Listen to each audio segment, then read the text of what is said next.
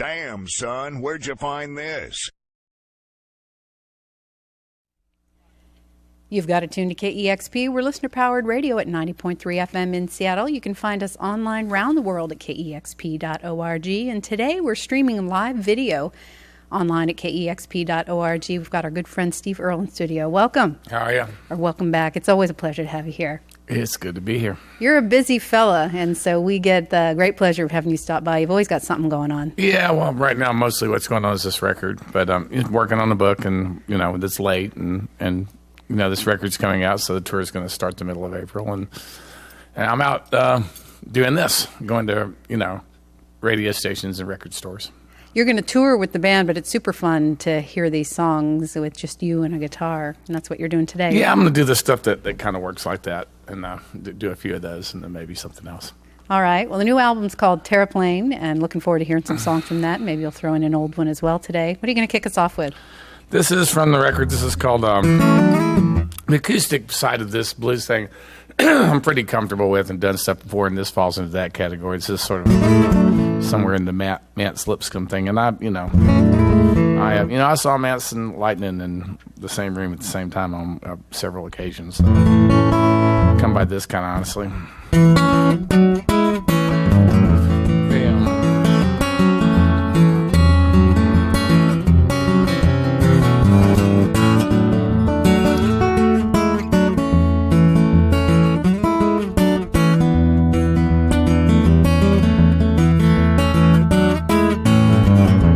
Standing on the corner, bleak and combined, money in my pocket and women on my mind. I'm free, can't nobody tie me down. Nothing ever worries me, ain't nobody's daddy now. Yeah, I see the women on the very finest kind, clacking on them highs like an engine down the line. I'm free, can't nobody tie me down. Nothing ever worries me, ain't nobody's daddy now.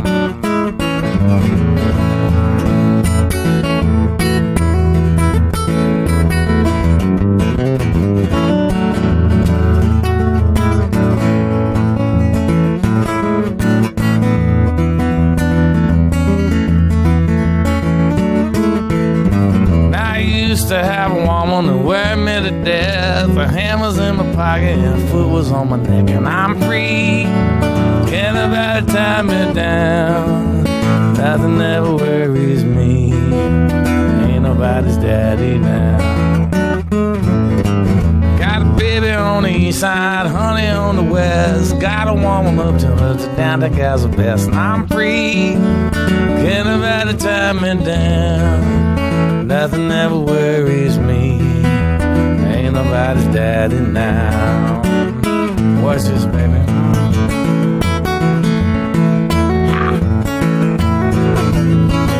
I'm free, can't nobody tie me down.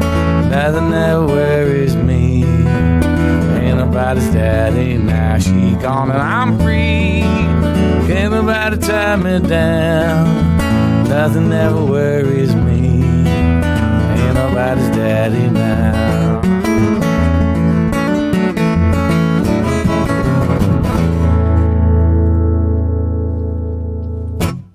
It's Steve Earle live here in the KEXP studios and streaming live at KEXP.org. You can watch the session now. And that was Ain't Nobody's Daddy Now from the new album Terraplane from Steve Earle. And again, it's always so great to have you in studio. That sounded amazing. And you grew up in Texas, and you not only grew up listening to the blues, as you just mentioned, seeing Matt Lipscomb and Lightning Hopkins, you actually saw a lot of the blues greats. And a lot of people, blues is a serious thing in Texas. So no, there is no Los Angeles shuffle. There is no New York shuffle. There is only a Chicago shuffle and a Texas shuffle, and that's just the way it is. So it's a little bit of a daunting thing to think about making a blues record if you come from where I come from and know some of the people that I know. And I'm going to run into them at festivals, people that do this full time. So, it'll be interesting to see what they have to say about it. You've had stylistically a very diverse catalog of music over 3 decades, 30 years or more. And You've certainly touched on blues many times. You mentioned that you're fairly comfortable with acoustic blues, but this is a full-on blues album, and it's taken you a long time to make it. I think that would be surprising to some people. Is it the intimidation factor that you just mentioned? Well, there's some of it. I've got exactly the band to make this record right now. Chris Masterson cut his teeth on this stuff, and he really tries to avoid it in a lot of ways. It was worth it just to see Chris with a Strat in his hands, because he'd been avoiding that instrument and this kind of stuff for a long time. But it's... it was the right time for me to make a blues record on every level, and I had the band that could do it, so I did. I love how I've read some interviews where you've talked about it, not just recently but over the years, but you've said that blues doesn't cause, heartache and pain, but it's what helps you get through it. Yeah, that's what My Old Friend the Blues was about, and you can define the blues a lot of different ways. It's not like, I've written a lot of songs that were called blues that, wouldn't fit into, the rules that I set for myself musically on this record, but they're still the blues, and that comes from a wider concept of the blues that comes to me from Townes Van Zandt. And but Townes, I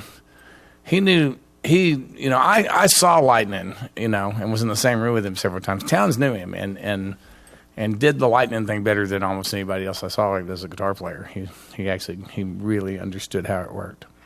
You do it amazing. The record turned out great. I hope that you're as happy with it. Oh, I am. I'm thrilled. It's just like when I made the Bluegrass record, when you set out to do something like this. Like, this record was sort of like, the blues are not easy, but there's certain rules that you work within, and it's like working with the 32 box, crayon box for your whole life, and limiting yourself to 6 crayons of your own choosing, and and making it, coming up with something that works from that, and something that more than works, something that says everything you want to say. And while it's not completely unfamiliar to you, obviously, this style, and even in playing, it must be nice after 30 years to do something new. Yeah, it's fun, and it's like, I'm playing. There's like 2 songs I'm just playing harp on and singing, which I've done a few times, but not, that was one of the things that sort of led me to this, was wanting to do that, play harp, through an amp, and I did it a couple of times on this record. And there's acoustic stuff and some stuff I'm playing electric guitar on. The album's called Terraplane. You got another song? Yep, I got. This is that last song was the Mance thing, and there needed to be a Lightning thing. This started out to be the Lightning thing, but it kind of turned into Smokestack on me. And it's kind of the closest thing to a Chick song on the record. So.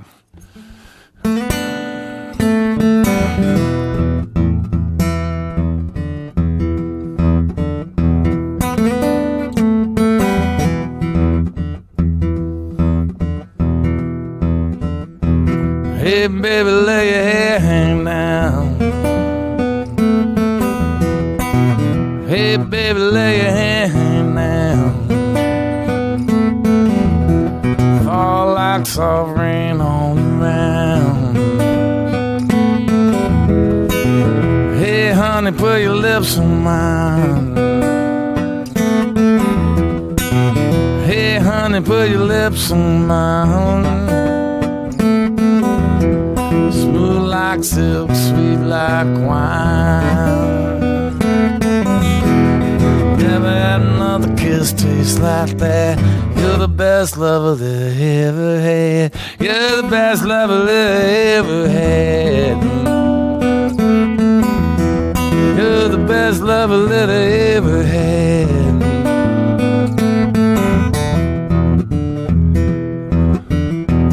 Hey, baby, whisper in my ear. Hey, baby, whisper in my ear. Way up close so I can hear. Hey, baby, when you call my name. Hey, baby, when you call my name. Heaven's shaking, the angels sing. I know it's a sin, but I want you bad. You're the best lover that I ever had. You're the best lover that I ever had.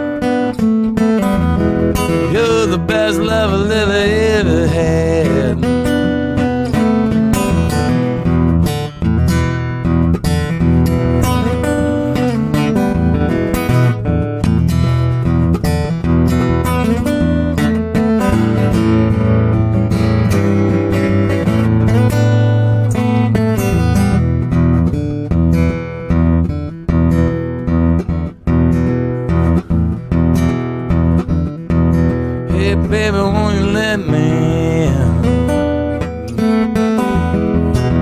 Hey, baby, won't you let me in? It's cold out here and I'm shivering. Hey, baby, turn your light down low. Hey, baby, turn your light down low. Mama and them and your man won't know. It breaks my heart when you treat me bad. You're the best lover that I ever had. You're the best lover that I ever had.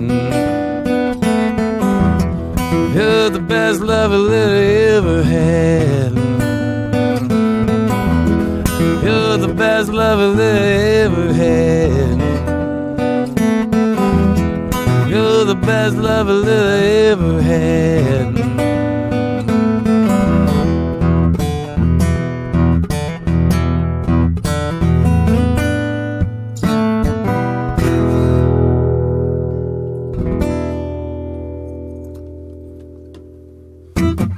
Ah, I love it. We've got Steve Earle live in the KEXP studios. We're streaming live video at KEXP.org. The new album just out this week called Terraplane.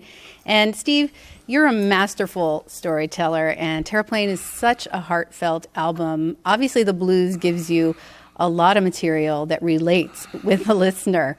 And you can never know as a listener if you're telling, if the writer or the singer is telling personal stories, but this is music that really speaks to people and lets them sort of put their own stories behind it. Well, that's what the job is in the first place. I mean, people don't really care about what I think, what I feel. They care about how they relate to what I think and what I feel. That's what the job is. That's where an audience comes from. I mean, the night I met Johnny Cash, he came all the way across the room to tell me that he liked a song of mine called Little Rock and Roller. And it's about missing your kid when you're on the road. But I've had truck drivers come across truck stops to tell me that they like that song. So, everybody misses their kids when they're away from them. And that's what it's about. It's what you have in common with your audience rather than how you're different from your audience. That's what the job is.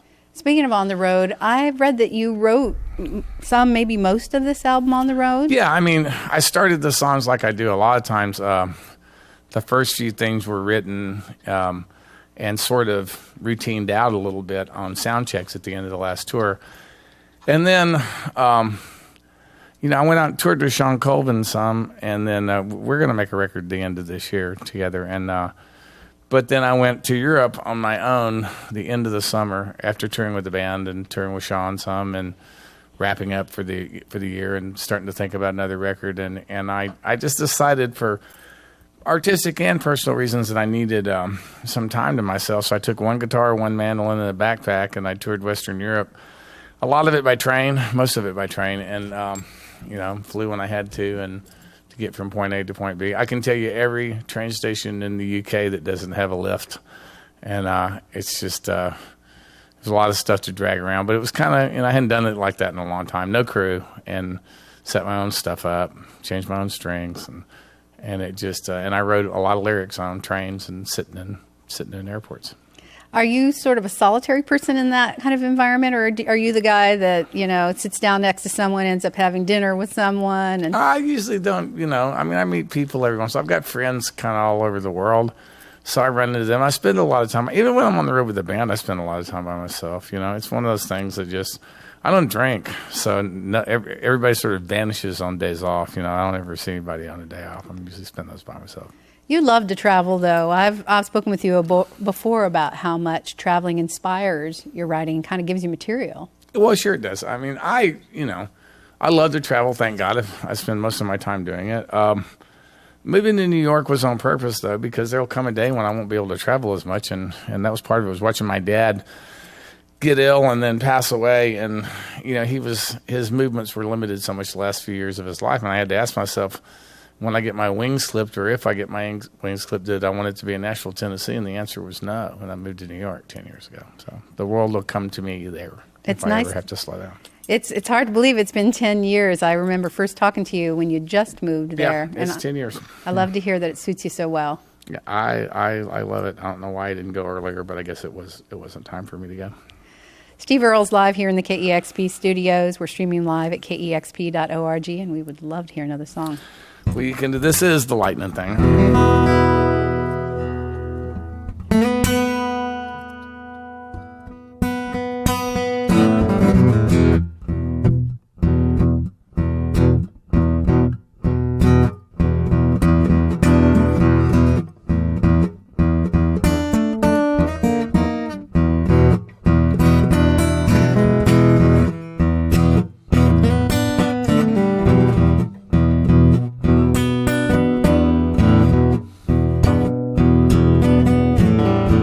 There's born the moon across the sun. Mama cries, sweet Jesus, what have I done? Lord have mercy on my unfortunate son. Before I drew my second breath, Mama knew she just given birth to the king of the blues.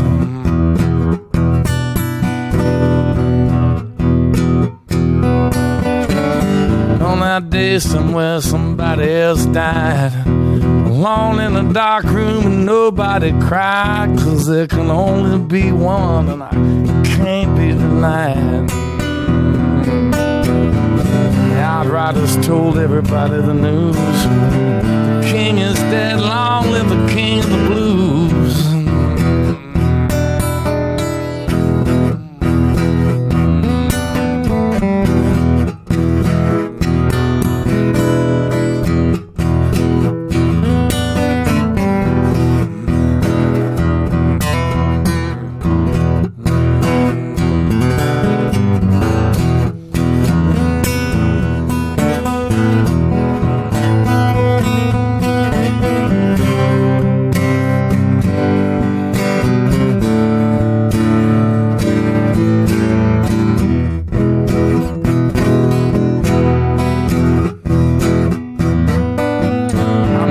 The blues, 13th of the line, first in my name, last in my kind. One foot in the grave, one hand on the handle of time. Descended directly from St. John the Conqueror. I'm the Papa of the day and the king of the blues.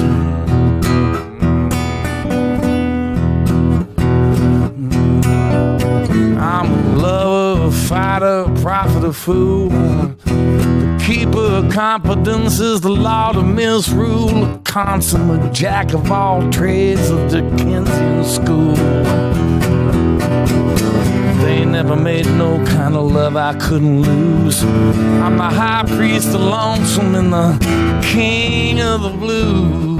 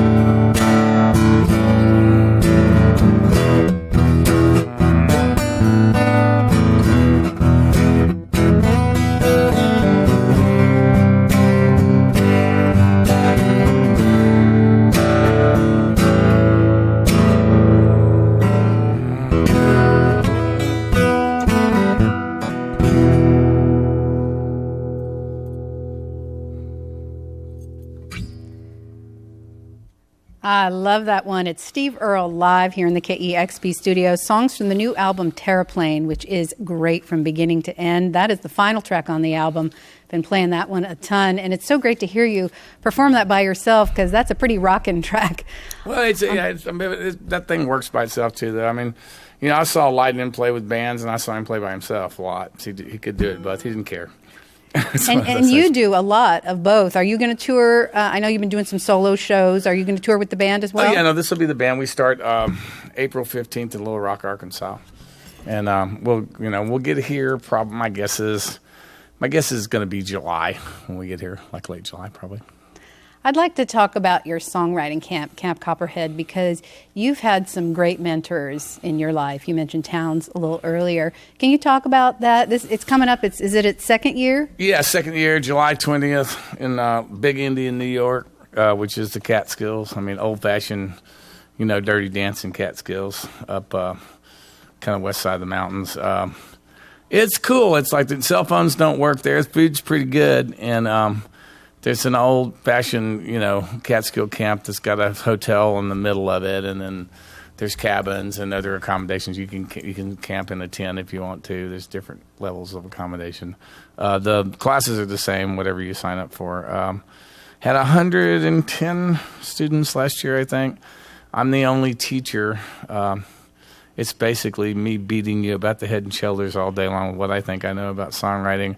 I have a couple of helpers here, both graduate students that were there last year, and it's Caroline and Trina. They're both poets and both in MFA programs as for poetry, and then also I have a guitar teacher in house, and then Brian out there helping us out with the sound systems and all that stuff, and helping with all the technical side of it. I'm interested to hear that you have a couple poets helping you out, because obviously you've ingested a lot of great music throughout your life, but a lot of your songwriting is inspired by literature and theater. Yeah, well, I mean, all those things inform each other. I mean, I'm not a poet. Gregory Corso used to piss him off when people called songwriters poets, and I agree with him, because when you decide to be a poet, it's a very hardcore thing, and most poets, teach because they have to, and it's a great thing to teach. I love to teach. It's one reason I do the camp. But probably only a handful of important poets ever didn't have to teach. Like Ted Hughes didn't, because his wife taught. It's one of those deals, and he also stepped into Elliot's gig at BBC right after that, so he never really had to teach for very long. And but for the most part, Seamus Heaney taught, and Michael Longley taught, and Steve Earle teaches. I teach. Even Allen Ginsberg taught, at one point, and it's not I think is the one person that the real badass that came out of the beat movement, is Allen. He's the one that lived and left a body of work, and it still kind of blows my mind. And he died with a picture of Walt Whitman above his bed.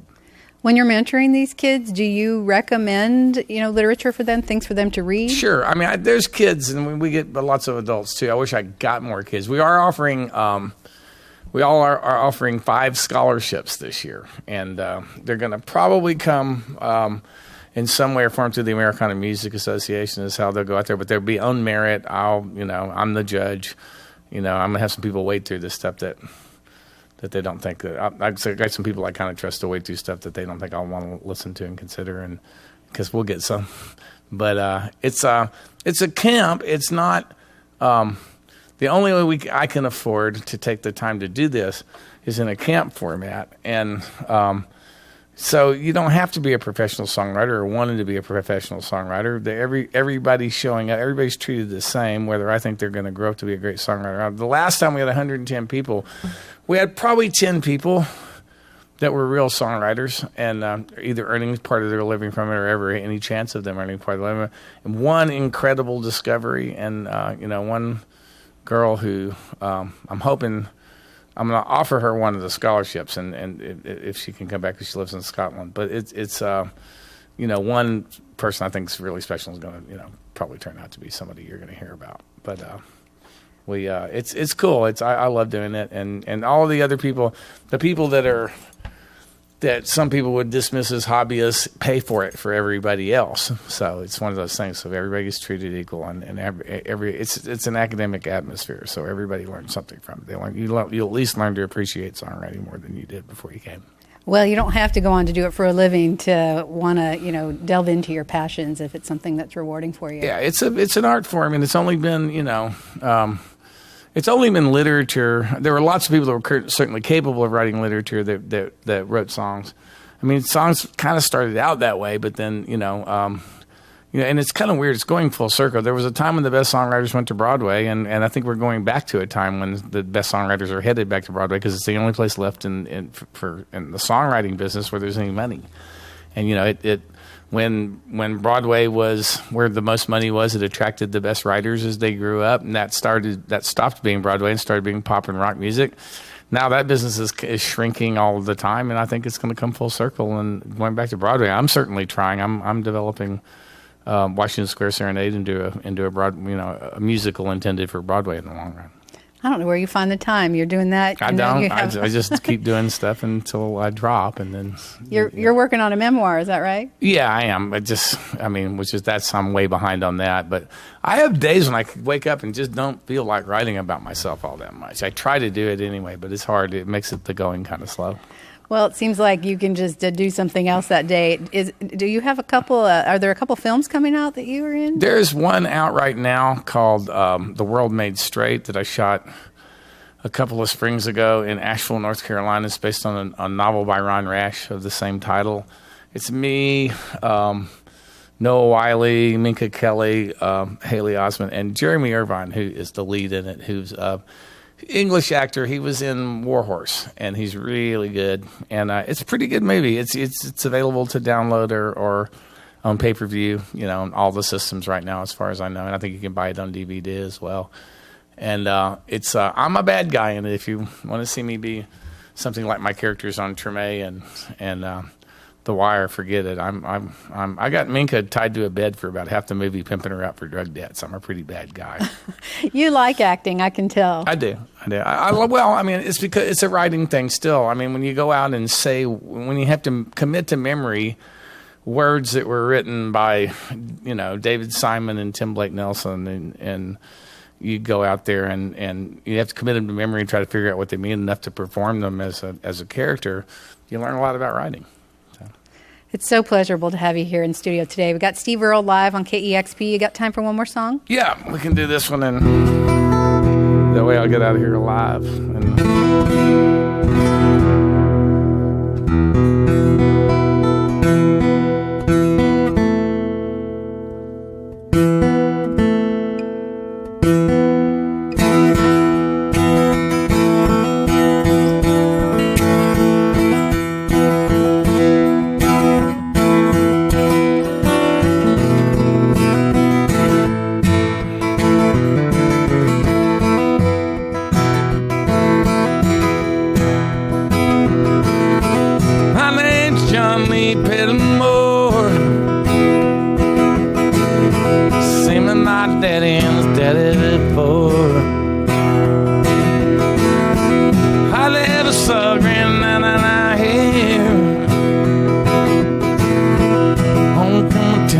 Twice a year, 500 pennies, this copper line.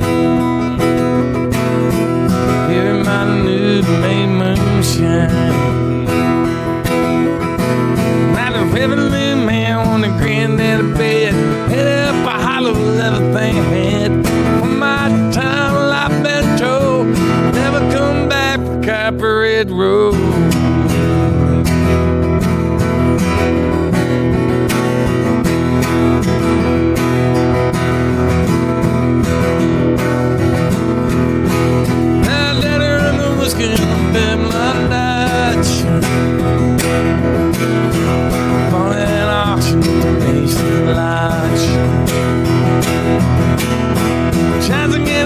Painted on the side,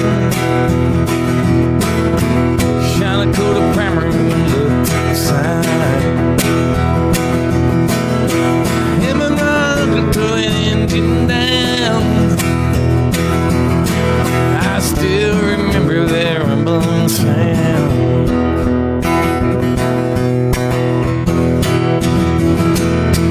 Sheriff come around in the middle of the night, and mama crying to someone right. Heading down the nights with a weekly low.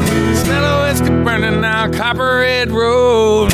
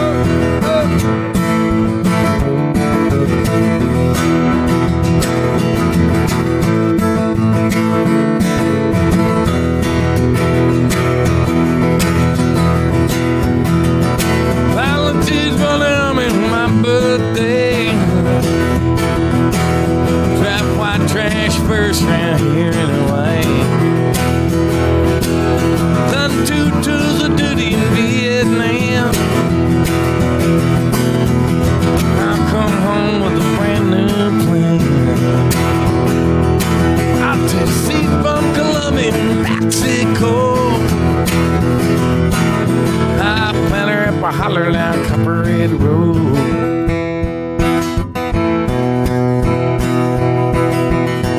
Now the D-Hig got a chopper in the air. Wake up screaming, I'm back over there. Then I think your teeth are trying to let you know. Better stay away from Copperhead Road.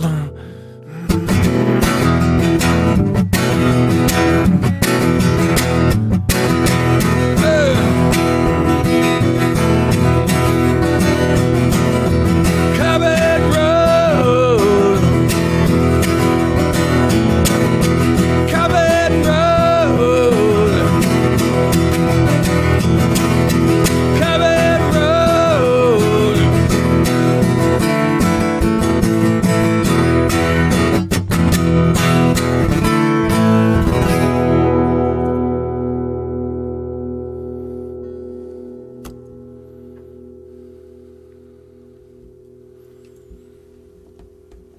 Never get tired of hearing that one. Copperhead Road from Steve Earle. He's live in our KEXP studios. The new album, Terraplane, out this week on New West Records. Steve, thank you so much for always being generous with your time with us. Thank you. We'll see you when we come around on the tour. We look forward to it. You've got it tuned to KEXP Seattle.